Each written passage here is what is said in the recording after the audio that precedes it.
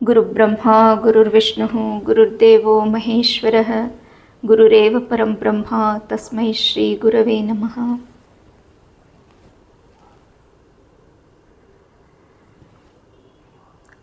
ಪೂಜ್ಯ ಸ್ವಾಮಿ ಪುರುಷೋತ್ತಮಾನಂದಜಿ ಮಹಾರಾಜರವರ ಬಾಲ್ಯ ಜೀವನವನ್ನು ನೋಡ್ತಾ ಬರ್ತಾ ಇದ್ವಿ. ಬೆಳೆವ ಗುಣ ಮೊಳಕೆಯಲ್ಲಿ ಅನ್ನೋ ಹಾಗೆ ಅವರ ಬಾಲ್ಯದಲ್ಲೇ ಅತ್ಯಂತ ಸೌಜನ್ಯಪೂರ್ಣ ವ್ಯಕ್ತಿತ್ವ ಮತ್ತು ಎಲ್ಲ ಕಲೆಯಲ್ಲೂ ಮುಂದಿದ್ದರು. ಚಿತ್ರ ಬಿಡಿಸೋದ್ರಲ್ಲಿ, ಹಾಡೋದ್ರಲ್ಲಿ. ಅವರು ಇನ್ನೂ ಹುಡುಗ ಆಗಿದ್ದಾಗಲೇ, ಹೈಸ್ಕೂಲಿನಲ್ಲಿದ್ದಾಗಲೇ ಹಾರ್ಮೋನಿಯಂ ಕಲಿತು ಭಜನೆಗಳನ್ನು ಹಾಡ್ತಾಯಿದ್ರು. ಅವರ ತಂದೆ ಸಂಗೀತಾಭ್ಯಾಸಕ್ಕೂ ಕೂಡ ವ್ಯವಸ್ಥೆ ಮಾಡಿದರು. ಆ ಪುಟ್ಟ ಹಳ್ಳಿಯಲ್ಲೇ ಅವರ ಸಂಗೀತಾಭ್ಯಾಸ ನಡೆದುಕೊಂಡು ಬಂತು. ಮತ್ತು ಎಲ್ಲ ರೀತಿಯಲ್ಲೂ ಭಾಳ ಸದ್ಗುಣಶಾಲಿಯಾಗಿದ್ದ ರಾಮಚಂದ್ರ, ಹುಡುಗ ರಾಮಚಂದ್ರ. ತಾಯಿಗೆ ಕಾಯಿಲೆ ಇದ್ದಾಗ ಭಾಳ ಸೇವೆಯನ್ನು ಮಾಡಿ ತಾಯಿಯ ಬಾಯಲ್ಲೇ ನನ್ನ ಋಣವನ್ನು ತೀರಿಸ್ತೆ ಅಂಥೇಳಿ ಮೆಚ್ಚುಗೆಯ ಮಾತನ್ನು ಕೇಳಿದ್ದ ಆತ. ಶಾಲೆಯಲ್ಲೂ ಕೂಡ ಭಾಳ ಸೌಜನ್ಯಪೂರ್ಣ ವ್ಯಕ್ತಿತ್ವ. ಮನೆಯ ಧಾರ್ಮಿಕ ವಾತಾವರಣದಲ್ಲಿ ಹುಡುಗ ಬೆಳೆದು ಬರ್ತಾ ಇದ್ದಾನೆ.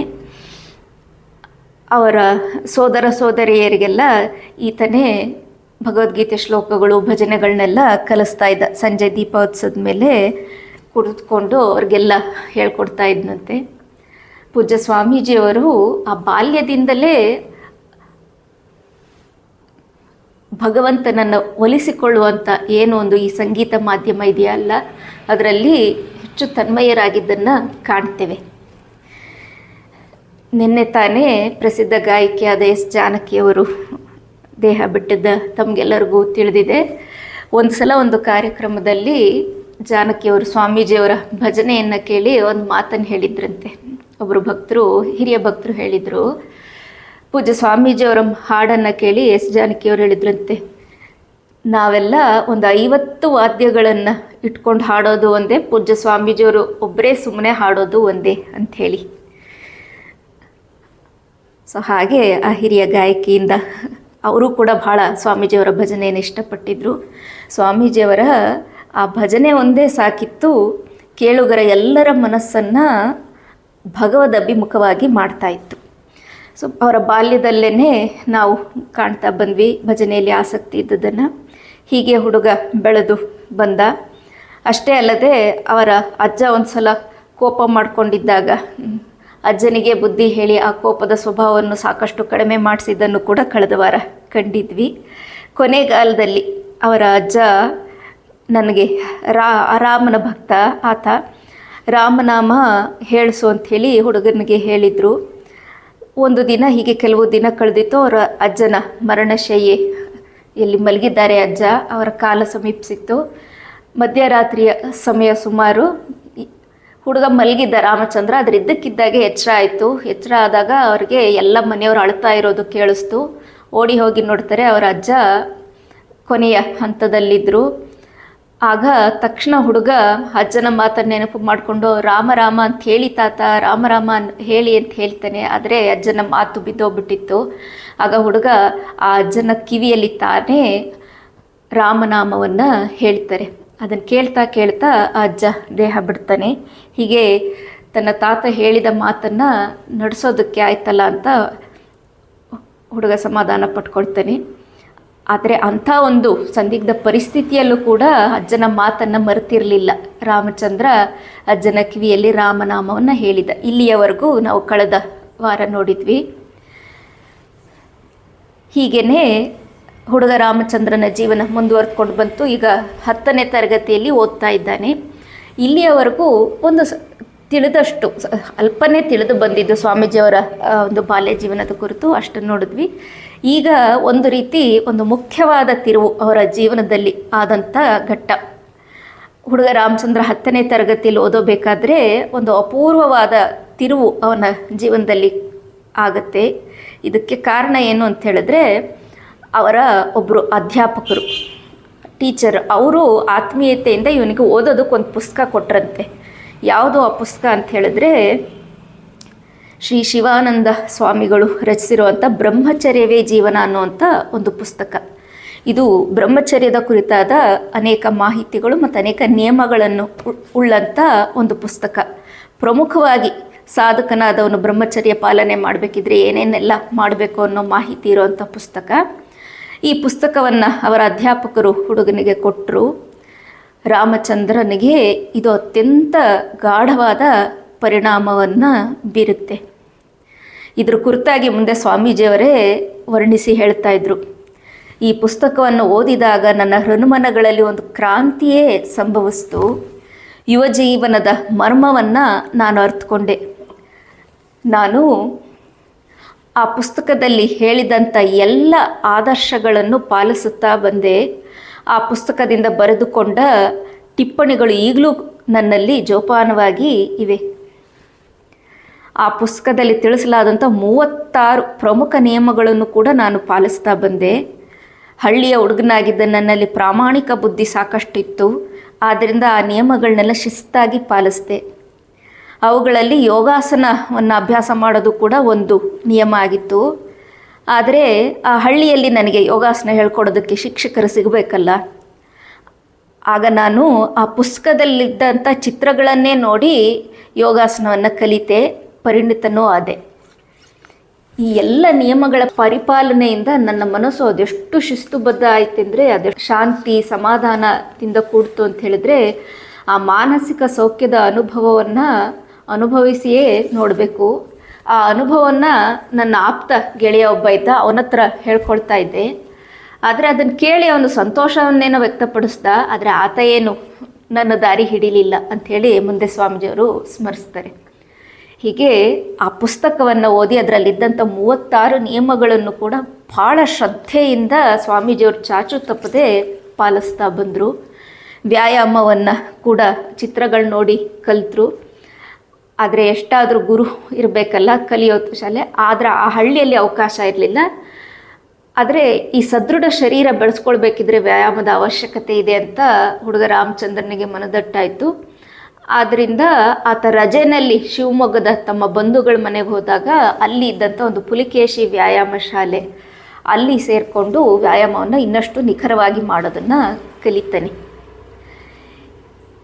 ಹೀಗೆ ಬ್ರಹ್ಮಚರ್ಯವೇ ಜೀವನ ಪುಸ್ತಕದಲ್ಲಿದ್ದಂಥ ನಿಯಮಗಳನ್ನೆಲ್ಲ ಎಷ್ಟು ಕಟ್ಟುನಿಟ್ಟಾಗಿ ಪಾಲಿಸ್ತಾ ಇದ್ದ ಅಂತ ಹೇಳಿದ್ರೆ, ಅವರ ತಾಯಿ ಲಕ್ಷ್ಮೀದೇವಿನೇ ಹೇಳ್ತಾ ಇದ್ರು, ಅವನು ಪ್ರತಿದಿನ ಆ ಸಮಯದಲ್ಲಿ 2 ಹೊತ್ತು ತಣ್ಣೀರು ಸ್ನಾನ ಮಾಡ್ತಾ ಇದ್ದ.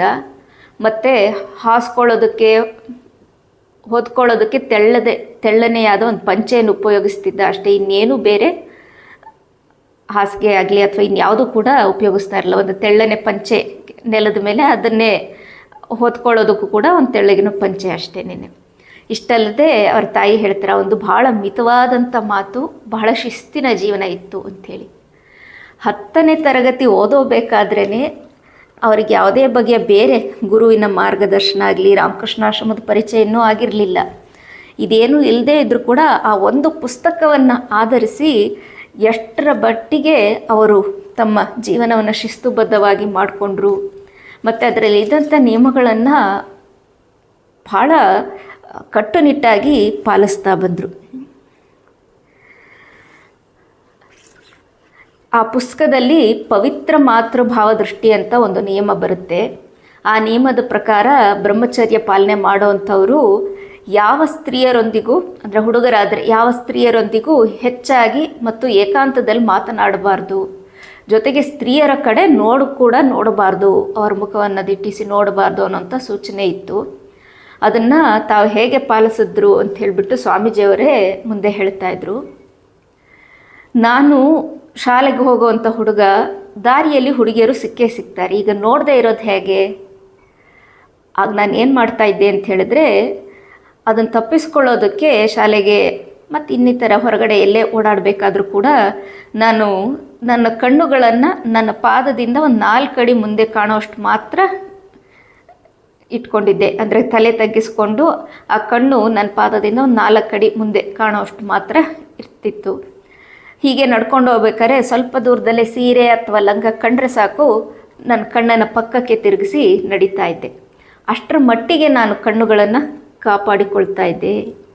ಕೆಲವಾರು ವರ್ಷಗಳ ಈ ಪ್ರಯತ್ನದಿಂದ ನನ್ನಲ್ಲಿ ಅದ್ಭುತವಾದಂಥ ಮಾನಸಿಕ ಶಕ್ತಿ ಜಾಗೃತ ಆಯಿತು ಅಂಥೇಳಿ ಮುಂದೆ ಸ್ವಾಮೀಜಿಯವರು ಹೇಳ್ತಾ ಇದ್ದರು.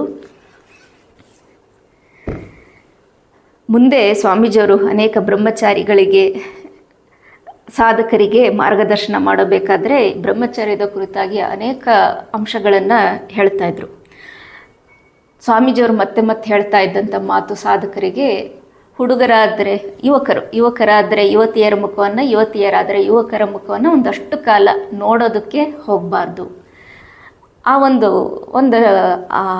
ಯೌವನದ ಸಮಯದಲ್ಲಿ ಮನಸ್ಸು ಭಾಳ ಚಂಚಲಗೊಳ್ಳುವಂಥ ಸಮಯ. ಆ ಸಮಯದಲ್ಲಿ ಭಾಳ ಕಟ್ಟುನಿಟ್ಟಾಗಿ ಇರಬೇಕು ಸಾಧಕನಾದವನು ಅಂಥೇಳಿ ಮತ್ತೆ ಮತ್ತೆ ಹೇಳ್ತಾ ಇದ್ರು. ಹುಡುಗರಾದರೆ ಎಲ್ಲ ಸ್ತ್ರೀಯರ ಕುರಿತು ಮಾತೃಭಾವವನ್ನು ತಾಳಬೇಕು. ಹುಡುಗಿಯರಾದರೆ ಪುರುಷರ ಕುರಿತು ಒಂದು ಸಂತಾನದ ಭಾವ, ಮಕ್ಕಳು ಅನ್ನೋ ರೀತಿಯಲ್ಲಿ ಕಾಣೋದು ಭಾಳ ಕ್ಷೇಮಕರವಾದದ್ದು ಅಂಥೇಳಿ ಸ್ವಾಮೀಜಿಯವರು ಹೇಳ್ತಾ ಇದ್ರು. ಇಲ್ಲಿ ಅವರಿನ್ನು ಹುಡುಗ ಆಗಿದ್ದಾಗಲೇ ಅದನ್ನು ಅಷ್ಟರ ಮಟ್ಟಿಗೆ ಕಟ್ಟುನಿಟ್ಟಾಗಿ ಪಾಲನೆ ಮಾಡ್ಕೊಂಡು ಬರ್ತಾ ಇದ್ರಂತೆ. ಶ್ರೀರಾಮಕೃಷ್ಣರ ಕೊಡ್ತಾ ಇದ್ದಂಥ ಒಂದು ಉದಾಹರಣೆ ನೆನಪಾಗುತ್ತೆ.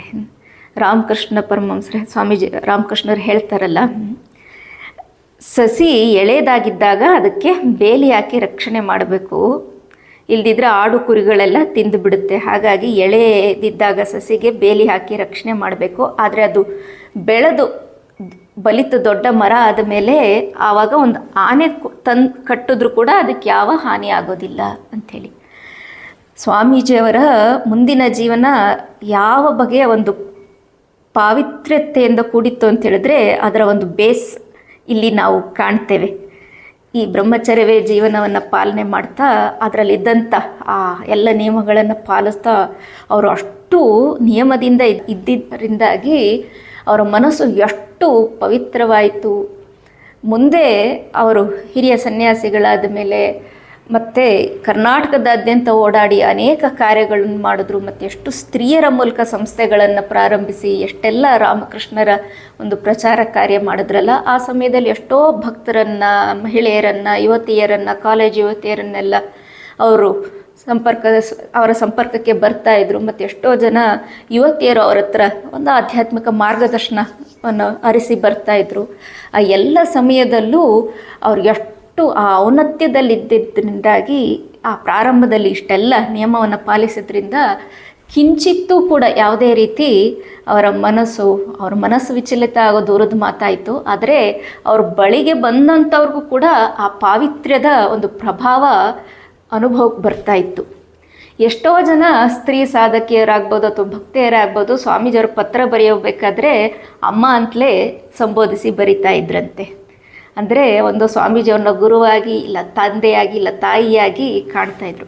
ಎಷ್ಟೋ ಮಹಿಳೆಯರು ಅಮ್ಮ ಅಂತಲೇ ಸಂಬೋಧಿಸಿ ಸ್ವಾಮೀಜಿಯವರಿಗೆ ಪತ್ರವನ್ನು ಬರೀತಾ ಇದ್ರು. ಆ ಮಟ್ಟಿನಲ್ಲಿ ಸ್ವಾಮೀಜಿಯವರ ಒಂದು ಪವಿತ್ರ ವ್ಯಕ್ತಿತ್ವ ಇತ್ತು. ಇಲ್ಲಿ ಈ ಹುಡುಗ ಈ ರೀತಿ ನಿಯಮಗಳನ್ನೆಲ್ಲ ಪಾಲನೆ ಮಾಡ್ಕೊಂಡು ಬರೋಬೇಕಾದ್ರೆ ಒಂದು ಸಲ ಒಂದು ತಮಾಷೆ ಪ್ರಸಂಗ ಆಗುತ್ತೆ. ಈ 36 ನಿಯಮಗಳಲ್ಲಿ ಬಗೆ ಬಗೆಯ ರೂಲ್ಸ್ ಇದು, ಬಗೆ ಬಗೆಯ ನಿಯಮಗಳಿದ್ವು. ಅದರಲ್ಲಿ ಒಂದು ನಿಯಮ ಏನಂದರೆ ಊಟ ಮಾಡೋಬೇಕಾದ್ರೆ ಮೌನವಾಗಿರಬೇಕು, ಮಾತಾಡಬಾರ್ದು ಅಂಥೇಳಿ. ಇದನ್ನು ಕೂಡ ಹುಡುಗ ರಾಮಚಂದ್ರ ಭಾಳ ನಿಷ್ಠೆಯಿಂದ ಪಾಲಿಸ್ತಾ ಇದ್ದ. ಊಟ ಮಾಡೋಬೇಕಾದ್ರೆ ಮಾತಾಡ್ತಿರಲಿಲ್ಲ. ಒಂದು ದಿನ ಈತ ಊಟಕ್ಕೆ ಕುಳಿತಿದ್ದಾನೆ. ಅವರ ಅಜ್ಜಿ ಬಡಿಸ್ತಾ ಇದ್ರಂತೆ. ಅವರ ಅಜ್ಜಿ ಬಡಿಸಿ ಆ ಕಡೆ ಅಡುಗೆ ಮನೆ ಕಡೆ ಹೋಗಿ ಏನೋ ಕೆಲಸ ಮಾಡ್ತಾಯಿದ್ರು. ಆವತ್ತು ಊಟಕ್ಕೇನೋ ಉಪ್ಪು ಕಡಿಮೆ ಆಗಿತ್ತು, ಉಪ್ಪು ಬೇಕನ್ನಿಸ್ತು ಊಟ ಮಾಡಬೇಕಾದ್ರೆ ರಾಮಚಂದ್ರನಿಗೆ. ಆದರೆ ಆ ಕಡೆ ತಿರ್ಕೊಂಡು ಏನೋ ಕೆಲಸ ಮಾಡ್ತಾಯಿದ್ದಾರೆ ಅಜ್ಜಿ. ಈಗ ಅಜ್ಜಿನ ಕರೆಯೋದು ಹೇಗೆ? ನಿಯಮದ ಪ್ರಕಾರ ಮಾತನಾಡಬಾರ್ದು ಊಟಕ್ಕೆ ಕುಳಿತಾಗ. ಆದರೆ ಉಪ್ಪಿಲ್ಲದೆ ಊಟ ಅದು ಕೂಡ ಸಾಗೋವಂತೆಯೇ ಇಲ್ಲ. ಏನು ಮಾಡೋದು? ಉಪ್ಪು ಬೇಕಾಗಿದೆ, ಕರೆಯೋದಕ್ಕಾಗ್ತಾ ಇಲ್ಲ, ಮೌನ ಬೇರೆ ಇರಬೇಕು. ಸ್ವಲ್ಪ ಹಾಗೆ ಹೀಗೆ ಸನ್ನೆ ಮಾಡಿದ್ರಂತೆ ಸ್ವಾಮೀಜಿ. ಹುಡುಗ ರಾಮಚಂದ್ರ ಏನೋ ಲೋಟ ಕೊಟ್ಟು ಅಥವಾ ಏನೋ ಒಂದು ರೀತಿಯಲ್ಲಿ ಗಮನ ಸೆಳೆಯೋಕ್ಕೆ ನೋಡ್ತಾನೆ. ಆದರೆ ಅಜ್ಜಿ ಗಮನಿಸಲಿಲ್ಲ. ಈಗ ಊಟಕ್ಕೆ ಉಪ್ಪಿಲ್ಲದೆ ಊಟ ಮಾಡೋಕ್ಕೂ ಆಗ್ತಾಯಿಲ್ಲ. ಇನ್ನು ಸಣ್ಣ ಹುಡುಗ ಬುದ್ಧಿ ಜೋರಾಗಿ ಅಜ್ಜಿಯನ್ನು ಕೂಗ್ಬಿಟ್ಟೆ ಅಂಥೇಳಿ ಸ್ವಾಮೀಜಿಯವರೇ ಮುಂದೆ ಹೇಳ್ತಾಯಿದ್ರು. ಅಜ್ಜಿ ಉಪ್ಪು ಅಂತೇಳಿ ಜೋರಾಗಿ ಕೂಗ್ಬಿಡ್ತಾರೆ. ಆಮೇಲೆ ಸೊ ಹೀಗೆ ಏನೋ ಇದೊಂದು ತಮಾಷೆ ಘಟನೆ. ಆದರೆ ಈ ರೀತಿ ಒಂದು ಸಣ್ಣ ಪುಟ್ಟ ವ್ಯತ್ಯಾಸ ಆದರೂ ಕೂಡ ಅದರಲ್ಲಿದ್ದಂಥ ನಿಯಮಗಳನ್ನು, ಮುಖ್ಯವಾದಂಥ ಸ್ರೋತ ಏನಿತ್ತಲ್ಲ ಅದನ್ನು ಭಾಳ ಎಚ್ಚರಿಕೆಯಿಂದ ಪಾಲಿಸ್ಕೊಂಡು ಬಂದ ಹುಡುಗ ರಾಮಚಂದ್ರ. ಒಂದು ತಪಸ್ಸಿನೋಪಾದಿಯಲ್ಲಿ ಆ ನಿಯಮಗಳನ್ನೆಲ್ಲ ಪಾಲಿಸ್ಕೊಂಡು ಬಂದ. ಅದರಿಂದಾಗಿ ಅವನ ಮನಸ್ಸು ಭಾಳ ಏಕಾಗ್ರತೆಯನ್ನು ಪಡೆದುಕೊಳ್ತು. ಎಷ್ಟು ಮಟ್ಟಿಗೆ ಅವರ ಮನಸ್ಸು ಜಾಗೃತ ಆಯಿತು, ಏಕಾಗ್ರ ಆಯಿತು ಅಂತ ಹೇಳಿದ್ರೆ ಸ್ವಾಮೀಜಿಯವರೇ ಮುಂದೆ ಹೇಳ್ತಾ ಇದ್ರು. ಅವರು 10ನೇ ತರಗತಿ ಓದೋಬೇಕಾದ್ರೆ ಮೊದಲಿಂದಲೂ ಸಾಧಾರಣ ಮಟ್ಟದ ವಿದ್ಯಾರ್ಥಿಯಾಗಿದ್ದರು. ಏನು ಪಾಸ್ ಆಗೋದು ಆ ಥರದ್ದೆಲ್ಲ 8ನೇ ಕ್ಲಾಸಲ್ಲಿ ಏನೋ ಒಂದು ಕಜ್ಜಿ ರೋಗದಿಂದ 2 ಸಲ ಅವರು ಫೇಲ್ ಆಗಿದ್ದನ್ನು ಕೂಡ ನೋಡಿದ್ವಿ. 3ನೇ ಸಲಕ್ಕೆ ಅವರು 8ನೇ ಕ್ಲಾಸನ್ನು ಪಾಸ್ ಮಾಡಿ ಈಗ 10ನೇ ತರಗತಿಯಲ್ಲಿದ್ದಾರೆ. ಅಲ್ಲಿದ್ದಂಥ ಶಿಕ್ಷಕರು ಒಂದು ರೀತಿ ಭವಿಷ್ಯ ಹೇಳೋ ರೀತಿಯಲ್ಲಿ ಒಂದು ಪಟ್ಟಿ ತಯಾರು ಮಾಡಿದ್ರಂತೆ. ಆ ತರಗತಿಯಲ್ಲಿದ್ದಂಥ ಯಾರ್ಯಾರು 10ನೇ ತರಗತಿಯಲ್ಲಿ ಪಾಸ್ ಆಗ್ತಾರೆ ಅಂಥೇಳಿ ಅವ್ರು ಲಿಸ್ಟ್ ಮಾಡಿದರು. ಆ ಲಿಸ್ಟಲ್ಲಿ ಹುಡುಗ ರಾಮಚಂದ್ರನ ಹೆಸರು ಇರಲಿಲ್ಲ. ಅಂದರೆ ಈತ ಫೇಲ್ ಆಗ್ತಾನೆ ಅಂಥೇಳಿ ಅವರು ಅಂದ್ಕೊಂಡಿದ್ರು.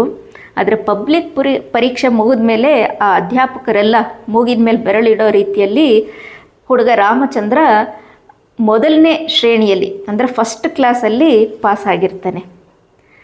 ಇದಕ್ಕೆ ಕಾರಣ ಅವನ ಏಕಾಗ್ರ ಮನಸ್ಸು ಮತ್ತು ಅವನ ಈ ಆಧ್ಯಾತ್ಮಿಕ ಸಾಧನೆ. ಆ ಪುಸ್ತಕವನ್ನು ಆಧರಿಸಿ ಏನೊಂದು ಆಧ್ಯಾತ್ಮಿಕ ಸಾಧನೆಯನ್ನು ಹುಡುಗ ಮಾಡ್ಕೊಂಡು ಬರ್ತಾ ಇದ್ನೋ ಅದು ಈ ದಿಸೆಯಲ್ಲಿ ಆತನ ನೆರವಿಗೆ ಒದಗಿತ್ತು. ಈ ರೀತಿ ಆತ 10ನೇ ತರಗತಿಯಲ್ಲಿ ಅತ್ಯಂತ ಉತ್ತಮ ಶ್ರೇಣಿಯಲ್ಲಿ ಪಾಸಾದ. ಈ ಪುಸ್ತಕವನ್ನು ಓದಿ ರಾಮಚಂದ್ರನಲ್ಲಿ ಆದಂಥ ಅದ್ಭುತವಾದಂಥ ಬದಲಾವಣೆ ಎಲ್ಲರಿಗೂ ಆಶ್ಚರ್ಯವನ್ನು ಉಂಟು ಮಾಡಿತ್ತು. ಗುರುಗಳು ಎದುರುಗಿದ್ಕೊಂಡು ಹೇಳ್ಕೊಟ್ರೇ ಪಾಲನೆ ಮಾಡೋದು ಕಷ್ಟ ಇರುತ್ತೆ. ಆದರೆ ಈ ಪುಸ್ತಕವನ್ನು ಓದಿಯೇ ಹುಡುಗ ರಾಮಚಂದ್ರ ಭಾಳ ಒಂದು ಇಚ್ಛಾಶಕ್ತಿಯನ್ನು ಉಪಯೋಗಿಸಿ ಅದರಲ್ಲಿರೋಂಥ ಎಲ್ಲ ಅಂಶಗಳನ್ನು ಪಾಲನೆ ಮಾಡಿ ಯಶಸ್ವಿಯಾದ.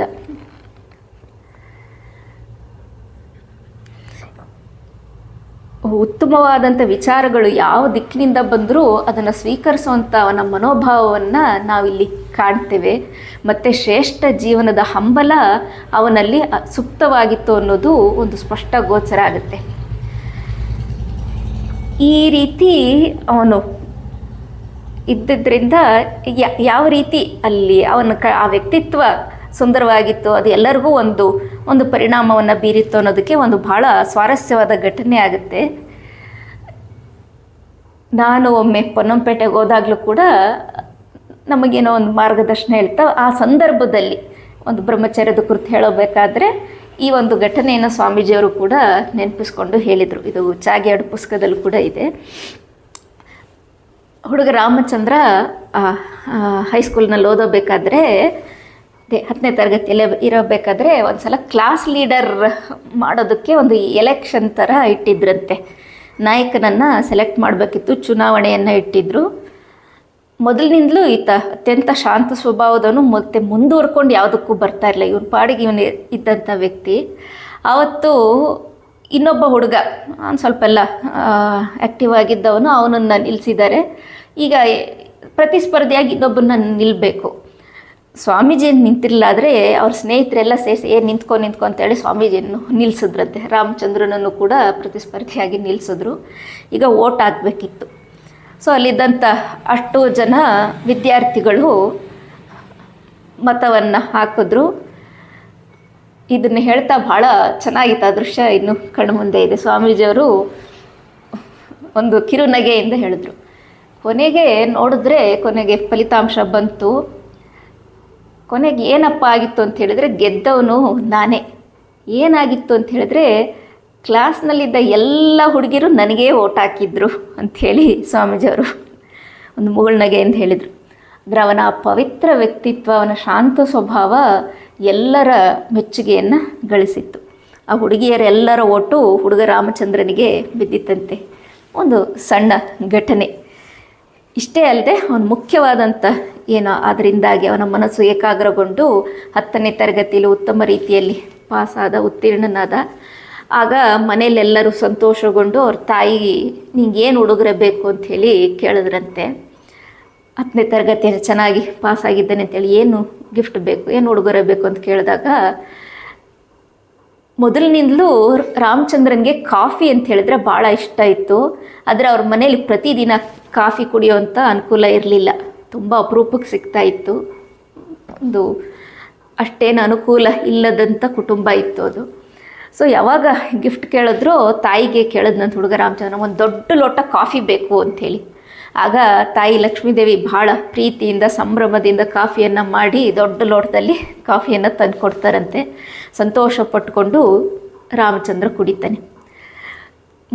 ಮುಂದೇನೂ ಕೂಡ ಸ್ವಾಮೀಜಿಯವರಿಗೆ ಅಷ್ಟೆಲ್ಲ ಸತ್ಸಂಗಗಳು ಎಷ್ಟೆಲ್ಲ ಓಡಾಟ ಅಲ್ಲಾದಾಗ ಒಂದು ರೀತಿ ಮನಸ್ಸಿಗೆ ಅವ್ರಿಗೆ ಗೆಲುವನ್ನು ಸಂತೋಷವನ್ನು ನೀಡ್ತಾ ಇದ್ದದ್ದು ಒಂದು ಲೋಟ ಸಣ್ಣ ಕಾಫಿ. ಆದರೆ ಅದು ಭಾಳ ಹದವಾಗಿರಬೇಕಿತ್ತು, ಬಿಸಿ, ಅದರ ಒಂದು ಅರೋಮ ಎಲ್ಲನೂ ಅದನ್ನು ಆಸ್ವಾದಿಸ್ಕೊಂಡು ಕುಡಿತಾ ಇದ್ದರು ಸ್ವಾಮೀಜಿಯವರು. ಈಗ 10ನೇ ತರಗತಿ ಮುಗೀತು. 10ನೇ ತರಗತಿ ನಂತರ ಹಳ್ಳಿಯ ಯುವಕನಾದಂಥ ರಾಮಚಂದ್ರನಿಗೆ ಇನ್ನು ಅಲ್ಲಿ ಉನ್ನತ ವ್ಯಾಸಂಗ ಮಾಡೋದಕ್ಕೆ ಇನ್ನೇನು ಹೆಚ್ಚು ಅವಕಾಶ ಇರಲಿಲ್ಲ. ಮೊದಲಿನಿಂದಲೂ ಸ್ವಲ್ಪ ಅಧ್ಯಯನ ಮಾಡೋದು ಮತ್ತು ಅಧ್ಯಾಪನ ಮಾಡೋದ್ರಲ್ಲಿ ಆಸಕ್ತಿ ಇದ್ದಂಥ ರಾಮಚಂದ್ರ ಈಗ ಶಿಕ್ಷಕನಾಗೋದಕ್ಕೆ, ಟೀಚರ್ ಆಗೋದಕ್ಕೆ ನಿರ್ಧರಿಸಿದಂತೆ. ಕೇರಳದ ಕಾಸರಗೋಡಿನಲ್ಲಿ 3 ವರ್ಷದ ಶಿಕ್ಷಕರ ತರಬೇತಿಯನ್ನು ಪಡಿತಾನೆ. ಆವಾಗೆಲ್ಲ ಟೀಚರ್ಸ್ ಟ್ರೈನಿಂಗ್ ಕೋರ್ಸ್ ಅಂತ ಇರ್ತಾಯಿತ್ತು. ಅದು 3 ವರ್ಷದ ಶಿಕ್ಷಕ ತರಬೇತಿಯನ್ನು ಪಡೆದು ಉಡುಪಿ ಜಿಲ್ಲೆಯ ಮಲ್ಪೆಯಲ್ಲಿ ಮೊದಲು ಶಿಕ್ಷಕ ವೃತ್ತಿಯನ್ನು ಪ್ರಾರಂಭ ಮಾಡ್ತಾನೆ.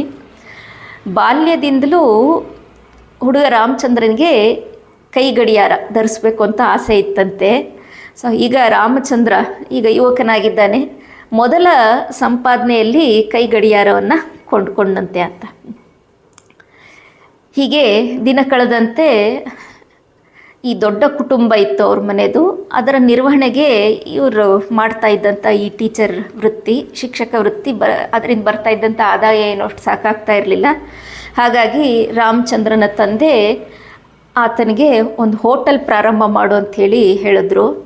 ಹಾಗಾಗಿ ಆ ಶಿಕ್ಷಕ ವೃತ್ತಿಯನ್ನು ಬಿಟ್ಟು ರಾಮಚಂದ್ರ ಚಿಕ್ಕಮಗಳೂರು ಜಿಲ್ಲೆಯ NR ಪುರದಲ್ಲಿ ಮೊದಲು ಹೋಟೆಲನ್ನು ಪ್ರಾರಂಭ ಮಾಡ್ತಾರಂತೆ. ಈಗ ಅವರ ವೃತ್ತಿ ಜೀವನ ಪ್ರಾರಂಭಕ್ಕೆ ಮೊದಲು ಶಿಕ್ಷಕರಾಗಿದ್ದರು, ಅದಾದಮೇಲೆ ಈಗ ಹೋಟೆಲ್ ಇಟ್ಟರು. ಇವನ ದಕ್ಷ ನಿರ್ವಹಣೆಯಲ್ಲಿ ಹೋಟೆಲ್ ಭಾಳ ಯಶಸ್ವಿಯಾಗಿ ನಡೀತಾ ಇತ್ತು. ಆ ಸಮಯದಲ್ಲಿ ಸ್ವಾಮೀಜಿಯವರೇ ಮುಂದೆ ನೆನಪಿಸ್ಕೊಂಡು ಹೇಳ್ತಾ ಇದ್ರು, ಸ್ವಲ್ಪ ದೊಡ್ಡದಾಗಿ ಮೀಸೆಯನ್ನು ಬಿಟ್ಟಿದ್ರಂತೆ. ಹೋಟ್ಲಲ್ಲಿ ಮೀಸೆ ತಿರೋತ ಗಲ್ಲಾಪೆಟ್ಟಿಗೆ ಹಿಂದೆ ಟಿ ವಿಯಿಂದ ಕುಳಿತಿರ್ತಾ ಇದ್ದ ಯುವಕ ರಾಮಚಂದ್ರ. ಒಂದಿನ ಅವ್ರ ತಂದೆ ಇವನ ಭರ್ಜರಿ ಮೀಸೆ ಅನ್ಕೊಂಡು ಹೇಳಿದ್ರೆ, ಯಾಕೆ ಇಷ್ಟು ದೊಡ್ಡ ಮೀಸೆ ಬಿಟ್ಟಿದೆಯಾ ಅಂಥೇಳಿ ಕೇಳ್ತಾರೆ. ಆಕ್ಷೇಪಿಸಿದಾಗ ಒಂದು ರೀತಿ ಆಕ್ಷೇಪಣೆ ಧ್ವನಿಯಲ್ಲಿ ಹೇಳಿದಾಗ ರಾಮಚಂದ್ರ ಹೇಳಿದಂತೆ, ಮೀಸೆ ಪುರುಷ ಲಕ್ಷಣ ಅಪಾಯ ಅಂತ ಹೇಳಿ ಸಮರ್ಥಿಸ್ಕೊಂಡಿರ್ತಾರೆ. ಮುಂದೆ ರಾಮಚಂದ್ರ ಸನ್ಯಾಸ ಸ್ವೀಕಾರ ಮಾಡಿದ್ಮೇಲೆ ಅವ್ರ ತಂದೆ ಜನಾರ್ದನ ಭಾಯರಿ ಬಂದು ಸ್ವಾಮೀಜಿಯವರ ಮುಂಡನ ಮಾಡಿದಂಥ ಆ ತಲೆಯನ್ನೆಲ್ಲ ಕಂಡುಬಿಟ್ಟು ಹೇಳ್ತಾರಂತೆ, ಈಗ ಮೀಸೆ ಇರಲಿ, ತಲೆಯಲ್ಲಿ ಒಂದು ಕೂದಲು ಇಲ್ಲ ಅಂಥೇಳಿ ತಮಾಷೆ ಮಾಡುತ್ತಾ ಇದ್ರಂಥವ್ರು. ಹೀಗೆ ಹೋಟೆಲ್ ವ್ಯಾಪಾರ ಮುಂದುವರ್ಕೊಂಡು ಬಂತು. ಇದಕ್ಕೆ ಈ ವ್ಯವಹಾರದಲ್ಲಿ ಇನ್ನೂ ಸ್ವಲ್ಪ ಕುದುರ್ಲಿ ಅಂತ ಹೇಳಿಬಿಟ್ಟು ಅವ್ರಿಗೆ ಸಹಾಯ ಮಾಡೋದಕ್ಕೆ ಅವ್ರ ತಮ್ಮ ಪದ್ಮನಾಭ ಕೂಡ ಬರ್ತಾನಂತೆ. ಅಂದರೆ ಮೊದಲಿಂದಲೂ ಈ ಪದ್ಮನಾಭ ಇದನ್ನೆಲ್ಲ ಸ್ವಲ್ಪ ರಾಮಚಂದ್ರನ ಬಗ್ಗೆ ಅಸೂಯೆ ಪಡ್ತಾ ಇದ್ದ. ಶ್ರೀರಾಮಕೃಷ್ಣರು ಹೇಳ್ತಾರಲ್ಲ, ಲೀಲೆಯಲ್ಲಿ ಕಳೆ ಕಟ್ಟಬೇಕಿದ್ರೆ ಜಟಿಲ ಕುಟಿಯರು ಇಲ್ದಿದ್ರೆ ಆಗೋದಿಲ್ಲ ಅಂತೇಳಿ, ಹಾಗೆ ಒಂದು ರೀತಿ ಇವನು ಕೂಡ ರಾಮಚಂದ್ರನ ಒಂದು ಏಳ್ಗೆಯನ್ನು ಅಷ್ಟು ಸಹಿಸ್ತಾ ಇರಲಿಲ್ಲ. ಸೊ ಆತ ಏನು ಮಾಡಿದ್ನಂತೆ, ಇವನು ಬಂದಿದ್ದೆ ಎಷ್ಟೋ ಸಲ ಹಾಲಿಗೆ ಉಪ್ಪು ಹಾಕಿಬಿಡ್ತಾ ಇದ್ದಂತೆ, ಲಾಸ್ ಆಗಲಿ ಅಂತ ಹೇಳಿಬಿಟ್ಟು, ಇಲ್ದಿದ್ರೆ ಅಷ್ಟು ಹಾಲನ್ನು ಚರಂಡಿಗೆ ಚೆಲ್ಬಿಡ್ತಾ ಇದ್ದ. ಹೀಗೆ ಏನೇನೋ ಒಂದು ತರಲೆ ಮಾಡ್ತಾ ಇದ್ದ. ಇದರಿಂದಾಗಿ ಆ ಹೋಟೆಲ್ ಭಾಳ ನಷ್ಟ ಆಗೋದಕ್ಕೆ ಶುರು ಆಯಿತು. ಆಮೇಲೆ ಈ ಹೋಟ್ಲನ್ನು ಮುಚ್ಚಬೇಕಾಗಿ ಬಂತಂತೆ. ಈಗ ರಾಮಚಂದ್ರ ಮತ್ತೆ ಶಿಕ್ಷಕ ವೃತ್ತಿಗೆ ಹಿಂದಿರುಗ್ತಾನೆ. ಈ ಬಾರಿ ಅವನ ಕೆಲಸ ಮಾಡೋದಕ್ಕೆ ದೊರೆತಿದ್ದು ಮಡಿಕೇರಿಯ ಕೂಡಿಗೆ ಅನ್ನೋಂಥ ಜಾಗದಲ್ಲಿ. ಅಲ್ಲಿ ಬೇಸಿಕ್ ಟ್ರೈನಿಂಗ್ ಕಾಲೇಜ್ನಲ್ಲಿ ಸಂಗೀತ ಶಿಕ್ಷಕನಾಗಿ ಸೇರಿಕೊಳ್ತಾನೆ. ವಿದ್ಯಾರ್ಥಿಗಳ ಬಗ್ಗೆ ರಾಮಚಂದ್ರನಿಗೆ ಭಾಳ ವಿಶೇಷವಾದ ಪ್ರೀತಿ ಕಾಳಜಿ ಇತ್ತು. ಸ್ವಾಮೀಜಿಯವರು ಶಿಕ್ಷಕನಾಗಿದ್ದಂಥ ಈ ಹಂತದಲ್ಲೇ ನಾವು ಕಾಣ್ತೇವೆ. ಆ ಮಕ್ಕಳ ವ್ಯಕ್ತಿತ್ವ ನಿರ್ಮಾಣಕ್ಕೆ ಮತ್ತು ಪ್ರೀತಿಯಿಂದ ಅವ್ರ ಜೊತೆ ಒಡನಾಡೋದು, ಅವರಲ್ಲಿದ್ದಂಥ ಒಂದು ಪ್ರತಿಭೆಯನ್ನು ಗುರುತಿಸಿ ಮೇಲೆತ್ತುವಂಥದ್ದು, ಮುಂದೆ ಏನು ಬಾಲಕ ಸಂಘದಲ್ಲಿ ಸ್ವಾಮೀಜಿಯವರು ಅಷ್ಟು ಅದ್ಭುತವಾಗಿ ಮಾಡಿದ್ರಲ್ಲ, ಎಷ್ಟೆಷ್ಟು ವ್ಯಕ್ತಿಗಳ ನಿರ್ಮಾಣ ಮಾಡಿದ್ರಲ್ಲ, ಎಷ್ಟೆಷ್ಟು ವ್ಯಕ್ತಿತ್ವ ಅರಳೋದಕ್ಕೆ ಕಾರಣ ಆದ್ರಲ್ಲ, ಅದನ್ನು ಪ್ರಾರಂಭದಲ್ಲಿ ಇಲ್ಲೇ ನಾವು ಕಾಣ್ತೇವೆ. ಈ ಬೇಸಿಕ್ ಟ್ರೈನಿಂಗ್ ಕಾಲೇಜ್ನಲ್ಲಿ ಸಂಗೀತ ಶಿಕ್ಷಕನಾಗಿದ್ದಾಗ ವಿದ್ಯಾರ್ಥಿಗಳ ಬಗ್ಗೆ ಭಾಳ ಗಮನ ಕೊಟ್ಟು ಅವರ ಒಂದು ಶ್ರೇಯಸ್ಸಿಗೆ ಶ್ರಮಿಸ್ತಾ ಇದ್ದರು. ಮತ್ತು ಶಿಕ್ಷಕನಾಗಿ ಮಕ್ಕಳ ಮನಸ್ಸನ್ನು ಗೆಲ್ಲಬೇಕಾದ್ರೆ ಏನು ಮಾಡಬೇಕು ಅನ್ನೋದನ್ನೆಲ್ಲ ಆಲೋಚಿಸಿ ಅದು ಹೊಸ ಹೊಸ ವಿಧಾನವನ್ನು ಪ್ರಯೋಗಿಸ್ತಾ ಇದ್ರಂತೆ. ಇದನ್ನೆಲ್ಲ ಪ್ರಯೋಗಿಸಿ ಸಾಕಷ್ಟು ಯಶಸ್ವಿ ಕೂಡ ಆಗಿ ಒಳ್ಳೆಯ ಅಧ್ಯಾಪಕ ಅಂಥೇಳಿ ಹೆಸರು ಗಳಿಸ್ತಾನೆ ರಾಮಚಂದ್ರ. ಒಂದು ಸಲ ಒಂದು ಸ್ವಾರಸ್ಯದ ಘಟನೆ ಆಗುತ್ತೆ. ವಿದ್ಯಾರ್ಥಿಗಳಷ್ಟೇ ಅಲ್ಲದೆ ಅವರ ಜೊತೆ ಇದ್ದಂಥ ಸಹ ಶಿಕ್ಷಕರ ಮೇಲೂ ಕೂಡ ರಾಮಚಂದ್ರ ಪ್ರಭಾವ ಬೀರಿದ್ದ. ಆ ಮಡಿಕೇರಿನಲ್ಲಿ ಅವರು ಶಿಕ್ಷಕನಾಗಿದ್ದಾಗ ಇನ್ನಿಬ್ಬರು ಸಹ ಶಿಕ್ಷಕರ ಜೊತೆ ಒಂದು ಮನೆಯಲ್ಲಿ ವಾಸ ಮಾಡ್ತಾರೆ. ಶೇರ್ ಮಾಡಿಕೊಂಡು ಒಂದು ಮನೆಯಲ್ಲಿ ಈ 3 ಜನ ಇದ್ದರು. ಈ ಇನ್ನಿಬ್ಬರು ಶಿಕ್ಷಕರು ಇದ್ರಲ್ಲ, ಇವರ ಸ್ನೇಹಿತರು. ಒಂದು ಸಲ ಏನಾಯಿತು, ಆ ಇಬ್ಬರು ಸ್ನೇಹಿತರಲ್ಲಿ ಏನೋ ಒಂದು ಮನಸ್ತಾಪ ಉಂಟಾಗಿ ಮಾತಾಡೋದು ಬಿಟ್ರಂತೆ. ಈಗ ಒಂದೇ ಮನೇಲಿ 3 ಜನ ವಾಸ ಮಾಡ್ತಿದ್ದಾರೆ, ರಾಮಚಂದ್ರ ಮತ್ತು ಇನ್ನಿಬ್ಬರು. ಅವರಿಬ್ಬರು ಮಾತಾಡೋದು ಬಿಟ್ಟಾಗ ಈ ರಾಮಚಂದ್ರನಿಗೆ ಭಾಳ ಕಷ್ಟ ಆಗುತ್ತೆ. ಮೊದಲಿಂದಲೂ ಭಾಳ ಸೌಜನ್ಯದ ಮೂರ್ತಿ, ಸಾಧು ಸ್ವಭಾವದವರು. ಈಗ ಇವರು ಒಂಥರ ಇರಿಸು ಇದ್ದರೆ ಇವನಿಗೆ ಅಂಥ ವಾತಾವರಣದಲ್ಲಿ ಇರೋದಕ್ಕೆ ಭಾಳ ಕಷ್ಟ ಅನ್ನಿಸ್ತು. ಏನು ಮಾಡಿ ಇದನ್ನು ಸರಿ ಮಾಡೋಣ ಅಂಥೇಳಿ ಭಾಳ ಆಲೋಚನೆ ಮಾಡಿಬಿಟ್ಟು ಒಂದು ಉಪಾಯ ಮಾಡಿದ್ನಂತೆ. ಭಾಳ ಚೆನ್ನಾಗಿದೆ ಈ ಘಟನೆ ಇದೆಯಲ್ಲ, ಸ್ವಾಮೀಜಿಯವರ ವ್ಯಕ್ತಿತ್ವದ ಕುರಿತು ಭಾಳ ಚೆನ್ನಾಗಿ ಒಂದು ಆಸ್ಪೆಕ್ಟ್ ಕಾಣ್ತೇವೆ ನಾವು ಇದರಲ್ಲಿ. ಒಂದು ಸಲ ಏನು ಮಾಡಿದ್ನ, ಒಬ್ಬ ಸ್ನೇಹಿತನ ಹತ್ರ ಹೋಗ್ಬಿಟ್ಟು, ನೋಡು ಅವನಿದಾನಲ್ಲ ಅಂಥೇಳಿ ಇನ್ನೊಬ್ಬ ಸ್ನೇಹಿತನ, ಅವನಿಗೆ ನಿನ್ನ ಬಗ್ಗೆ ಈ ರೀತಿ ಭಾಳ ಮೆಚ್ಚುಗೆ ಇದೆ ಅಂಥೇಳಿ ಅವ್ನು ಮೆಚ್ಕೊಳ್ಳೋ, ಇವನಲ್ಲಿದ್ದಂಥ ಕೆಲವು ಗುಣಗಳನ್ನು ಅವನು ಏನು ಮೆಚ್ಕೊಳ್ತಾ ಇದ್ನೋ ಅದನ್ನೆಲ್ಲ ಸ್ವಲ್ಪ ಪಟ್ಟಿ ಮಾಡಿ ಹೇಳಿದ್ರಂತೆ. ಈ ಥರದ್ದು ನಿನ್ನ ಸ್ವಭಾವದಲ್ಲಿ ಇದನ್ನು ಕಂಡ್ರೆ ಅವ್ನಿಗೆ ಇಷ್ಟ, ಇದನ್ನು ಕಂಡ್ರೆ ಇಷ್ಟ ಅಂಥೇಳಿ. ಸೊ ಇವನು ಕುರಿತಾದ ಮೆಚ್ಚುಗೆಯ ಭಾವನೆಗಳನ್ನೆಲ್ಲ ಹೇಳಿದ್ರಂತೆ, ಆ ವ್ಯಕ್ತಿ ಇಟ್ಕೊಂಡಿರೋ ಮೆಚ್ಚುಗೆ ಭಾವನೆನ. ಆಮೇಲೆ ಈತನ ಬಳಿ ಬಂದು ಇನ್ನೊಂದು ಸಲ ಇನ್ನೊಬ್ಬ ಸ್ನೇಹಿತ ಇವನ ಕುರಿತು ಇಟ್ಕೊಂಡಿರೋವಂಥ ಒಳ್ಳೆಯ ಭಾವನೆಗಳನ್ನೆಲ್ಲ ಹೇಳಿದ್ನಂತೆ ಪಟ್ಟಿ ಮಾಡಿ. ಸೊ ಯಾವಾಗ ಇವರು ಪರಸ್ಪರ ಮಾತಾಡದೇ ಇದ್ದ ಇಬ್ಬರು ಎಲ್ಲ ಅವ್ನು ನನ್ನ ಬಗ್ಗೆ ಇಷ್ಟೊಂದು ಒಳ್ಳೆಯ ಅಭಿಪ್ರಾಯ ಇಟ್ಕೊಂಡಿದ್ದಾನೆ ಅಂತೇಳಿ ಗೊತ್ತಾಯಿತು, ಅವರು ಸ್ವಲ್ಪ ಕೋಪದ ಶಾಂತ ಆಯಿತು. ಮತ್ತೆ ಅವರು ಫ್ರೆಂಡ್ ಆದರು, ಸ್ನೇಹಿತರಾದರು. ಎಷ್ಟರ ಮಟ್ಟಿಗೆ ಅವರು ಒಂದಾದ್ರಂದರೆ ಇವಾಗ ರಾಮಚಂದ್ರನನ್ನೇ ಮರ್ತು ಬಿಟ್ರಂತೆ, ಸ್ವಲ್ಪ ಅವನೊಂದು ಪಕ್ಕಕ್ಕೆ ಸರಿಸ್ಬಿಟ್ರು. ಈ ಒಂದು ಘಟನೆಯಲ್ಲಿ ಸ್ವಾಮೀಜಿ ಹೇಗೆ ಎಲ್ಲರಲ್ಲೂ ಆ ಪ್ರೀತಿಯನ್ನು ನೆಲೆಗೊಳಿಸ್ತಾ ಇದ್ರು ಅನ್ನೋದನ್ನು ನಾವು ಕಾಣ್ತೇವೆ. ಹೀಗೆ ಪ್ರತಿಯೊಬ್ಬರೊಂದಿಗೂ ರಾಮಚಂದ್ರ ಪ್ರೀತಿ ವಿಶ್ವಾಸದಿಂದ ವ್ಯವಹರಿಸ್ತಾ ಇದ್ದ. ಎಲ್ಲರನ್ನ ಪ್ರೀತಿಯಿಂದ ಮಾತನಾಡಿಸೋವಂಥ ಗುಣ ಒಂದಾಗಿತ್ತು. ಭಾಳ ಪ್ರೀತಿಯಿಂದ ಗಮನ ಕೊಟ್ಟು ಎಲ್ಲರನ್ನು ಮಾತಾಡಿಸ್ತಾ ಇದ್ರು. ಮುಂದೆ ಸ್ವಾಮೀಜಿಯವರಲ್ಲಿ ಕಾಣ್ತೀವಿ, ಒಂದು ಸಣ್ಣ ಹುಡುಗ ಬಂದರೂ ಕೂಡ ಆ ಬಾಲಕ ಸಂಘದಲ್ಲೋ ಅಥವಾ ಇನ್ಯಾವುದೇ ಸತ್ಸಂಗದಲ್ಲಿ ಒಂದು ಸಣ್ಣ ಮಕ್ಕಳನ್ನ ಮಾತಾಡ್ಸಬೇಕಾದ್ರೆ ಅವರೇ ಏನೋ ಭಾಳ ಇಂಪಾರ್ಟೆಂಟ್ ಅನ್ನೋ ರೀತಿಯಲ್ಲಿ ಪೂರ್ಣ ಗಮನ ಕೊಟ್ಟು ಮಾತನಾಡಿಸ್ತಾ ಇದ್ರು. ಹಾಗಾಗಿ ಪ್ರತಿಯೊಬ್ಬರಿಗೂ ಕೂಡ ಅವರೊಂಥರ ಇವರು ನಮ್ಮವರು, ಅದು ಮಾತಿನಲ್ಲಿ ಹೇಳೋಕ್ಕಾಗ್ದೇ ಒಂದು ರೀತಿಯ ಆತ್ಮೀಯತೆ, ಎಲ್ಲರಿಗೂ ನಮ್ಮ ಸ್ವಾಮೀಜಿ ಅಂತೇಳಿ ಒಂದು ಪ್ರೀತಿಯ ಭಾವನೆ ಬರ್ತಾಯಿತ್ತು. ಇಲ್ಲಿ ಈತ ಇನ್ನು ಯುವಕನಾಗಿದ್ದಾಗ ಇನ್ನೊಂದು ಭಾಳ ಸ್ವಾರಸ್ಯದ ಘಟನೆ ಆಗುತ್ತೆ. ಒಂದು ಸಲ ರಾಮಚಂದ್ರನ ಒಬ್ಬಳು ಸೋದರಿಯ ಮದುವೆಯ ಸಂದರ್ಭ ಇತ್ತು. ಅವರ ತಂಗಿಯ ಒಂದು ಮದುವೆ ಇತ್ತು. ಆ ಮದುವೆಗೆ ಬಂಧುಗಳನ್ನೆಲ್ಲ ಕರೆಯುವಂಥ ಕೆಲಸ ಇರುತ್ತಲ್ಲ. ತಂದೆ ಜನಾರ್ದನ ಬೈರಿ ಯುವಕ ರಾಮಚಂದ್ರನಿಗೆ ಬೇರೆ ಬೇರೆ ಊರಲ್ಲಿದ್ದಂಥ ಕೆಲವರು ಎಲ್ಲರ ಬಂಧುಗಳನ್ನು ಆಹ್ವಾನಿಸುವಂಥ ಜವಾಬ್ದಾರಿಯನ್ನು ಕೊಟ್ಟಿರ್ತಾನೆ. ಸೊ ಮದುವೆ ದಿನ ಬಂತು. ಮದುವೆ ದಿನ ನೋಡ್ತಾರೆ, ಎಲ್ರಿಗೂ ಆಶ್ಚರ್ಯ. ಯಾಕಂತೇಳಿದ್ರೆ ಅವ್ರು ಅಂದ್ಕೊಂಡಿದ್ದಕ್ಕಿಂತ ಅವ್ರ ನಿರೀಕ್ಷೆಗೆ ಮೀರಿ ಹೆಚ್ಚು ಜನ ಬಂದಿದ್ರಂತೆ. ಅವರೆಲ್ಲ ಬಂಧುಗಳು ಸ್ನೇಹಿತರು ಯಾರ್ಯಾರಿದ್ರು ಸಾಮಾನ್ಯವಾಗಿ ಹೆಚ್ಚು ಬರದೇ ಇದ್ದವ್ರು ಎಲ್ಲರೂ ಕೂಡ ಅವತ್ತು ಅಧಿಕ ಸಂಖ್ಯೆಯಲ್ಲಿ ಆ ಮದುವೆಗೆ ಬಂದಿದ್ದರು. ಅಷ್ಟೇ ಅಲ್ಲದೆ ಮದುವೆ ಎಲ್ಲ ಮುಗಿಸಿ ವಾಪಸ್ ಹೊರಡೋಬೇಕಾದ್ರೆ ಅವ್ರ ತಂದೆ ಹತ್ರ ಬಂದು ಅವ್ರ ಹತ್ರ ಹೇಳ್ತಾ ಇದ್ರಂತೆ, ನಿಮ್ಮ ಮಗ ರಾಮಚಂದ್ರ ನಮ್ಮನ್ನು ಎಷ್ಟು ಹೃತ್ಪೂರ್ವಕವಾಗಿ ಮತ್ತು ಅಕ್ಕರೆಯಿಂದ ಕರೆದ ಅಂತ ಹೇಳಿದ್ರೆ ನಮಗೆ ಬರದೇ ಇರೋದಕ್ಕೆ ಸಾಧ್ಯನೇ ಆಗಲಿಲ್ಲ ಅಂಥೇಳಿ ಹೇಳಿದ್ರಂತೆ. ಅಂಥ ಸ್ನೇಹಮಯ ವ್ಯಕ್ತಿತ್ವ. ಒಂದು ಮದುವೆಗೆ ಆಹ್ವಾನ ಮಾಡೋದ್ರಲ್ಲೂ ಕೂಡ ಸ್ವಾಮೀಜಿಯವರು ಎಷ್ಟು ಹೃತ್ಪೂರ್ವಕವಾಗಿ ಪ್ರೀತಿಯಿಂದ ಕರೆದು ಬಂದಿದ್ರಂತೆ ಅಂದರೆ ಎಲ್ಲರೂ ಕೂಡ ತಪ್ಪದೇ ಆಗಮಿಸಿದ್ರಂತೆ. ಹೀಗೆ ಸ್ವಾಮೀಜಿಯವರ ಅನೇಕ ಉತ್ತಮ ಗುಣಗಳನ್ನು ನಾವು ಕಾಣ್ತೇವೆ. ಇನ್ನು ಒಂದು ರೀತಿ ಅವನ ಮುಂದಿನ ಜೀವನಕ್ಕೆ ಅಂದರೆ ಅವರ ಸನ್ಯಾಸ ಜೀವನಕ್ಕೆ ತಯಾರಾಗುವಂಥ ಒಂದು ಹಂತ ಅವರ ಜೀವನದಲ್ಲಿ ಈ ಚಾಗೆ ಆಡು ಪುಸ್ತಕದಲ್ಲಿ 2ನೇ ಅಧ್ಯಾಯ ಬೀಜಾಂಕುರ ಅಂಥೇಳಿ ಪ್ರಾರಂಭ ಆಗುತ್ತೆ. ಅದರ ಒಂದೆರಡು ಅಂಶವನ್ನು ಈಗ ನೋಡೋಣ. ಈ ರೀತಿ ಬ್ರಹ್ಮಚರ್ಯವೇ ಜೀವನ ಪುಸ್ತಕದಲ್ಲಿದ್ದಂಥ ನಿಯಮಗಳನ್ನು ಶ್ರದ್ಧೆಯಿಂದ ಪಾಲಿಸ್ತಾ ಬಂದಂಥ ರಾಮಚಂದ್ರ ತನಗರಿವಿಲ್ಲದೆಯೇ ಪವಿತ್ರವಾದಂಥ ಸನ್ಯಾಸ ಜೀವನಕ್ಕೆ ತಯಾರಾಗ್ತಾ ಇದ್ದ. ಈತ ಇನ್ನೂ ಹುಡುಗ ಆಗಿದ್ದಾಗ ಬಾಲ್ಯದಲ್ಲಿ ಅವ್ರ ಮನೆ ಹತ್ರ ಬರ್ತಾ ಇದ್ದಂಥ ಬೈರಾಗಿಗಳನ್ನು ನೋಡಿ ಅವನು ಅಂದ್ಕೊಳ್ತಾ ಇದ್ದಂಥ ಮನಸ್ಸಲ್ಲಿ ನಾನು ಇವರಂತೆಯೇ ಆದರೆ ಅನ್ನೋವಂಥ ಭಾವನೆ ಆಗಾಗ ಮೂಡ್ತಾ ಇತ್ತಂತೆ. ಮತ್ತು ಶಾಲೆಯ ಬಿಡುವಿನ ವೇಳೆಯಲ್ಲಿ ಧ್ಯಾನಾಭ್ಯಾಸ ಕೂಡ ಮಾಡ್ತಾ ಇದ್ದಂತೆ. ಇವನು ಸ್ವಲ್ಪ ಯಾವಾಗಲೇ ಶಾಲೆಯಲ್ಲಿ ಟೈಮ್ ಸಿಕ್ಕರೂ ಕೂಡ ಧ್ಯಾನಾಭ್ಯಾಸ ಮಾಡ್ತಾ ಇದ್ದಂತ ಕಂಡು ಅವನ ಸ್ನೇಹಿತರೆಲ್ಲ ಸ್ವಲ್ಪ ಚಡಿಸ್ತಾ ಇದ್ರಂತೆ, ಹೇಳ್ತಾ ಇದ್ರು ನೀನು ಸನ್ಯಾಸಿ ಆಗೋದೇ ಖಂಡಿತ ಅಂಥೇಳಿ ಹೇಳ್ತಾ ಇದ್ರಂತ ಅವರೆಲ್ಲ. ಯುವಕ ರಾಮಚಂದ್ರ ಬೆಳೆದು ಬರ್ತಾ ಇದ್ದಾನೆ. ಅವನು ಪ್ರಬುದ್ಧನ ಆಗ್ತಾ ಇದ್ದ ಹಾಗೆ ಶಾಲೆ ಕಾಲೇಜದು ಇದರದಷ್ಟೇ ಅಲ್ಲದೆ ಕನ್ನಡ ಸಾಹಿತ್ಯದ ಶ್ರೇಷ್ಠ ಪುಸ್ತಕಗಳನ್ನು ಅಧ್ಯಯನ ಮಾಡೋದಕ್ಕೆ ತೊಡಗ್ತಾನೆ.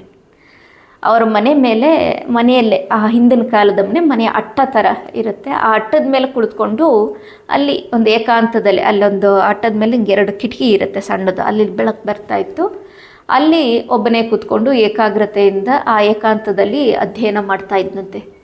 ಭಗವದ್ಗೀತೆಯನ್ನು ಆತ ಅಧ್ಯಯನ ಮಾಡ್ತಾನೆ. ಮತ್ತು ಮುಖ್ಯವಾಗಿ ಆತ ಇಷ್ಟಪಟ್ಟು ಅಧ್ಯಯನ ಮಾಡಿದ ಪುಸ್ತಕ ಡಿ.ವಿ. ಗುಂಡಪ್ಪರವರ ಮಂಕುತಿಮ್ಮನ ಕಗ್ಗ. ಈ ಗ್ರಂಥ ಅವನನ್ನು ಭಾಳ ಆಕರ್ಷಿಸುತ್ತೆ. ಡಿ.ವಿ. ಜಿಯವರ ಆ ಜೀವನ ಧರ್ಮ ದರ್ಶನ ಮಾಡಿಸುವಂಥ ಈ ಪುಸ್ತಕದಲ್ಲಿ ಅವನ ಚಿಂತನೆಗೆ ಪ್ರಚೋದನೆ ನೀಡಿದಂಥ ಹಲವಾರು ವಿಚಾರಗಳಿದ್ವು. ಭಾಳ ಉನ್ನತವಾದಂಥ ಭಾವನೆ, ಉನ್ನತವಾದಂಥ ಆಲೋಚನೆಗಳು ಆ ಕಗ್ಗದಲ್ಲಿ ಬರುತ್ತಲ್ಲ, ಮಂಕುತಿಮ್ಮನ ಕಗ್ಗದಲ್ಲಿ. ಅದನ್ನೆಲ್ಲ ಯುವಕ ಗಮನ ಕೊಟ್ಟು ಅಧ್ಯಯನ ಮಾಡ್ತಾ ಇದ್ದ. ಆಗ ಆ ರಾಮಚಂದ್ರನ ಮನಸ್ಸನ್ನು ಭಾಳ ಆಕರ್ಷಿಸಿತ್ತು. ಆ ಹಟ್ಟದ ಮೇಲೂ ಕೂತ್ಕೊಂಡು ಓದ್ತಾ ಇದ್ದ. ಮತ್ತು ಆಗಾಗ ಅವ್ರ ಮನೆಯ ಅಂಗಳದಲ್ಲಿ ಹೊರಗಡೆ ಒಂದು ಮರ ಇತ್ತು. ಆ ಮರದ ಕೆಳಗಡೆ ಕೂಡ ಕುಳಿತುಕೊಂಡು ಮಂಕುತಿಮ್ಮನ ಕಗ್ಗವನ್ನು ಗಂಟೆಗಟ್ಟಲೆ ಓದ್ತಾ ಇದ್ದಂತೆ. ಅಷ್ಟೇ ಅಲ್ಲದೆ ಅದರ ಪದ್ಯಗಳನ್ನು ರಾಗವಾಗಿ ಹಾಡ್ಕೊಳ್ತಾ ಇದ್ರು, ಆ ಕಗ್ಗದ ಪದ್ಯಗಳನ್ನು. ಸೊ ಅದರಲ್ಲೇ ಎಷ್ಟೋ ಹೊತ್ತು ಮುಳುಗಿ ಅದನ್ನು ಓದೋದು ಮತ್ತು ಅದನ್ನು ರಾಗವಾಗಿ ಒಂದೊಂದೇ ಕಗ್ಗವನ್ನು ಹೇಳ್ಕೊಳ್ಳೋದು. ಮತ್ತೊಂದು ಸಲ ಒಬ್ಬರು ತಮ್ಮ ಹೇಳಿದ್ರು, ಅಲ್ಲೊಂದು ಮರ ಆಯ್ತಾ, ಅದನ್ನು ಮರವನ್ನು ಹೀಗೆ ಇಟ್ಕೊಂಡು ಸುತ್ತುತ್ತಾ ಆ ಕಗ್ಗವನ್ನು ಹೇಳ್ಕೊಳ್ತಾ ಇದ್ರಂತೆ. ಈ ಮಕ್ಕಳು ಒಂದು ಮರ ಇಟ್ಕೊಂಡು ಸುತ್ತ ಬರಲ್ವ, ಆ ರೀತಿಯೆಲ್ಲ. ಸೊ ಒಟ್ಟು ಆ ಅಂಗಳದಲ್ಲೆಲ್ಲ ಕುಳಿತುಕೊಂಡು ಓದ್ತಾ ಕಗ್ಗದ ರಾಗವಾಗಿ ಕಗ್ಗದ ಪದ್ಯಗಳನ್ನು ಕೂಡ ಹಾಡ್ಕೊಳ್ತಾ ಇದ್ದ. ಇದನ್ನು ಒಂದಷ್ಟು ದಿನ ಆದಮೇಲೆ ಗಮನಿಸಿದಂಥ ಅವ್ರ ತಂದೆ ಸ್ವಲ್ಪ ಬೈದು ಹೇಳ್ತಾರೆ, ಏನು ಗದ್ದೆಯಲ್ಲಿ ಕೆಲಸ ಮಾಡೋದು ಬಿಟ್ಟು ಬರೀ ಓದ್ತಾ ಕುಳ್ತಿದ್ದೀಯಾ, ಆ ಪುಸ್ತಕ ಏನು ನಿನ್ನ ಹೊಟ್ಟೆಗೆ ಅನ್ನ ಕೊಡುತ್ತೇನೋ ಅಂತ ಸ್ವಲ್ಪ ಬೈದ್ರಂತೆ. ಸ್ವಲ್ಪ ಬೇಸಾಯ ಅದ್ರ ಕಡೆ ಗಮನ ಕೊಡಲಿ ಅಂತ ಏನೋ ಅವ್ರ ತಂದೆ ಭಾವನೆ, ಏನು ಯಾವಾಗಲೂ ಪುಸ್ತಕ ಇಟ್ಕೊಂಡು ಕೂತಿರ್ತಾನೆ ಅಂಥೇಳಿ, ಆ ಪುಸ್ತಕ ಏನು ನಿನ್ನ ಹೊಟ್ಟೆಗೆ ಅನ್ನ ಕೊಡುತ್ತಾ ಅಂಥೇಳಿ ಒಂದು ದಿನ ಬೈದರು. ಆಗ ಯುವಕ ರಾಮಚಂದ್ರನಿಗೆ ಸಂಪಾದನೆ ಒಂದೇ ಜೀವನದ ಉದ್ದೇಶ ಅಲ್ವಲ್ಲ ಅಂತ ಆಗಲೇ ಅವನ ಮನಸ್ಸಲ್ಲಿ ಅದು ಮೂಡಿತ್ತು. ಹಾಗಾಗಿ ಆತ ತಂದೆ ಆ ರೀತಿ ಬೈದಾಗ ಎಲ್ಲೋ ನೋಡಿಕೊಂಡು ನಿರ್ಲಿಪ್ತನಾಗಿ ಹೌದು ಅಂತ ಉತ್ತರ ಕೊಡ್ತಾರಂತೆ. ಏನು ಜನಾರ್ದನ್ ಬೈ ಆ ಪುಸ್ತಕ ನಿನ್ನ ಹೊಟ್ಟೆಗೆ ಅನ್ನ ಕೊಡುತ್ತೇನೋ ಅಂದರೆ ಒಂದು ಕಡೆ ಎಲ್ಲೋ ನೋಡ್ಕೊಂಡು ಹೌದು ಅಂತ ಹೇಳಿದ್ರಂತೆ ರಾಮಚಂದ್ರ. ಇಷ್ಟಲ್ಲದೆ ಈಗ ಅವರ ಮನಸ್ಸು ಪ್ರಬುದ್ಧವಾಗಿದೆ. ಅಷ್ಟೇ ಅಲ್ಲದೆ ತನ್ನ ಸುತ್ತಮುತ್ತ ಇರುವಂಥ ಜನರ ಜೀವನವನ್ನು ರಾಮಚಂದ್ರ ಒಳಹೊಕ್ಕು ನೋಡ್ತಾ ಇದ್ದ.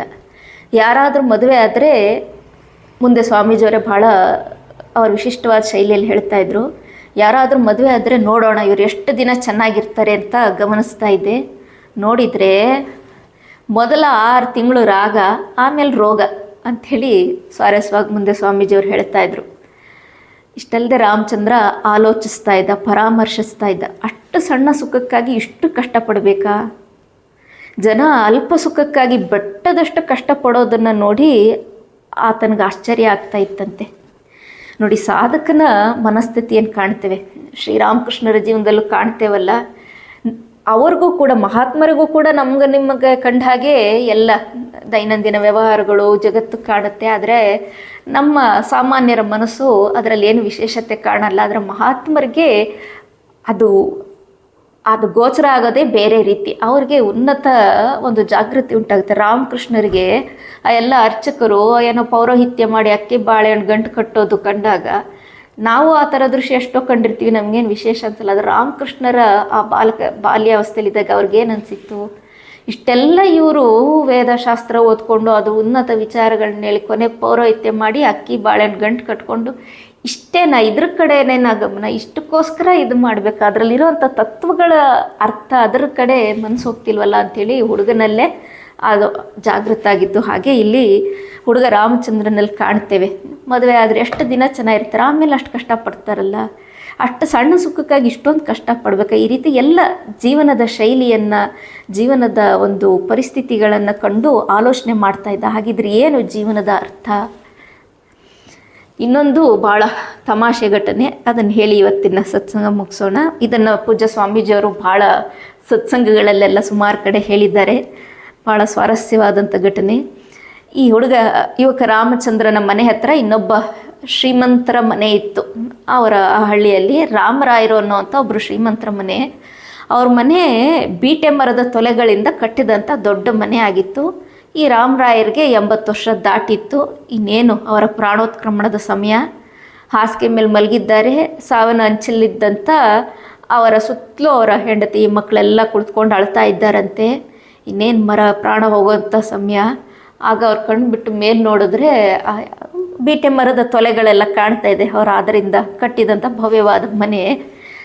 ಆಹಾ, ಆ ವೃದ್ಧ ಹೇಳಿದ್ನಂತೆ, ಅವ್ನ ಬಾಯಲ್ಲಿ ಮಾತು ಬಂತಂತೆ, ಸ್ವಾಮೀಜಿ ಯುವಕ ಅಲ್ಲಿದ್ರೇನೋ ಅದು ನೋಡಿಬಿಟ್ಟು ಆ ವ್ಯಕ್ತಿ ಹೇಳಿದ್ನಂತೆ ಅವರದ್ದ, ಆಹಾ, ಇಂತಿಂಥ ದೊಡ್ಡ ತೊಲೆಗಳನ್ನೆಲ್ಲ ಬಿಟ್ಟು ಹೋಗ್ಬೇಕೇ ಅಂಥೇಳಿ. ಅವನ ಸುತ್ತ ಅವನ ಹೆಂಡತಿ ಮಕ್ಕಳೆಲ್ಲ ಅಳ್ತಾ ಕೂತಿದ್ದಾರೆ. ಅವ್ರ ಬಗ್ಗೆನೂ ಯೋಚನೆ ಇಲ್ಲ. ಮುಗಿದು ಹೋಗ್ತಾ ಇರೋ ತನ್ನ ಜೀವನದ ಬಗ್ಗೆನೂ ಆತ ಯೋಚನೆ ಮಾಡ್ತಿಲ್ಲ. ಆ ತೊಲೆಗಳನ್ನೆಲ್ಲ ಬಿಟ್ಟು ಹೋಗ್ಬೇಕಲ್ಲ ಅಂತ ಆ ಮಾತು ಬಂತಲ್ಲ ವೃದ್ಧನ ಬಾಯಲ್ಲಿ. ಇದನ್ನು ಕಂಡು ಭಾಳ ರಾಮಚಂದ್ರ ಚಿಂತಾಕ್ರಾಂತನಾಗ್ತಾನೆ ಮತ್ತು ಭಾಳ ದಿಗ್ಭ್ರಮೆ ಆಗುತ್ತಂತೆ. ಏನು ಈ ವಯೋವೃದ್ಧನ ವರ್ತನೆ, ಇಂಥ ಮನುಷ್ಯ ಭ್ರಮಾಧೀನ ದುಸ್ಥಿತಿಲಿರ್ತಾನ. ಮಾನವೀಯ ಸಂಬಂಧದ ಕೃತಕತೆ ಭಾಳ ಮನ್ಸಿಗೆ ಬರುತ್ತೆ. ಅವಾಗ ಎಷ್ಟು ಆರ್ಟಿಫಿಷಿಯಲ್ ಅಂತ ಹೇಳ್ತಲ್ಲ, ಕೃತಕತೆ ಈ ಮಾನವೀಯ ಸಂಬಂಧಗಳು. ಅವ್ರಿಗೆ ಹೆಂಡತಿ ಮಕ್ಕಳ ಕಡೆನೂ ಆತನ ಗಮನ ಇಲ್ಲ. ಈ ತೊಲೆಗಳು ಬಿಟ್ಟು ಹೋಗ್ಬೇಕಂತಿದ್ದಾನಲ್ಲ, ಇಷ್ಟೇನಾ ಜೀವನ ಅಂತೆಲ್ಲ ಅವನ ಮನಸ್ಸು ಇದನ್ನ ಆಲೋಚನೆ ಮಾಡೋದಕ್ಕೆ ಶುರು ಮಾಡ್ತಿದ್ವಿ. ಈ ಘಟನೆನ ಭಾಳ ತಮಾಷೆ ಎಷ್ಟೋ ಉಪನ್ಯಾಸಗಳಲ್ಲಿ ಸ್ವಾಮೀಜಿಯವರು ಹೇಳಿದ್ದಾರೆ. ಆದರೆ ಯುವಕ ಈ ಎಲ್ಲದರಿಂದ ಅವನು ಯೋಚನೆ ಮಾಡೋದಕ್ಕೆ ಶುರು ಮಾಡ್ದ. ಹಾಗಿದ್ರೆ ಜೀವನ ಅಂದರೆ ಏನು ಪಡ್ಕೊಳ್ಬೇಕು ಅಂಥೇಳಿ ಈ ಪ್ರಪಂಚದ ಕ್ಷಣಿಕತೆಯನ್ನು ಮನಗಂಡು ರಾಮಚಂದ್ರ ಶಾಶ್ವತವಾದದನ್ನು ಪಡೆಯೋದಕ್ಕೆ ಹೆಚ್ಚು ಅಧ್ಯಾತ್ಮದ ಕಡೆ ತಿರುಗಿಕೊಳ್ತಾನೆ. ತುಂಬ ಹಿಮಾಲಯಕ್ಕೆ ಹೋಗಿ ಸಾಧನೆ ಮಾಡಬೇಕನ್ಸುತ್ತೆ. ಆದರೆ ಅವರ ಒಂದು ಶರೀರದಲ್ಲಿ ಅಷ್ಟು ಶಕ್ತಿ ಇರಲಿಲ್ಲ. ಅಲ್ಲಿ ಹೋಗಿ ನೀ ಕಡ್ಡಿ ಶರೀರ ಹೊತ್ಕೊಂಡೋದ್ರೆ ಅಲ್ಲಿ ಋಷಿಕೇಶದ ಚಳಿಯಲ್ಲಿ ಸತ್ತೋಗೋದೆ ಖಂಡಿತ ಅಂತನಿಸಿ ಆಗ ಪ್ರಯತ್ನ ಕೈ ಬಿಡ್ತಾರಂತೆ. ಅದರ ಮುಂದೆ ಅವರ ಆಧ್ಯಾತ್ಮಿಕ ಜೀವನ ಯಾವ ರೀತಿ ಟರ್ನ್ ತೆಗೆದುಕೊಳ್ತು ಅನ್ನೋದನ್ನು ಮುಂದಿನ ಸತ್ಸಂಗದಲ್ಲಿ ನೋಡೋಣ. ಇಷ್ಟು ಮಾತುಗಳನ್ನು ಭಗವಂತನ ಪಾದಗಳಿಗೆ ಅರ್ಪಿಸ್ತಾ ಇವತ್ತಿನ ಸತ್ಸಂಗವನ್ನು ಮುಕ್ತಾಯ ಮಾಡ್ತೇನೆ. ಓಂ ಪ್ರಿಯತಾಂ ಪುಂಡರೀಕಾಕ್ಷಃ ಸರ್ವಯಜ್ಞೇಶ್ವರೋ ಹರಿಃ ತಸ್ಮಿನ್ ತುಷ್ಟೇ ಜಗತ್ತುಷ್ಟಂ ಪ್ರೀಣಿತೆ ಪ್ರೀಣಿತಂ ಜಗತ್. ಹರಿಃ ಓಂ ತತ್ಸತ್. ಶ್ರೀರಾಮಕೃಷ್ಣಾರ್ಪಣಮಸ್ತು.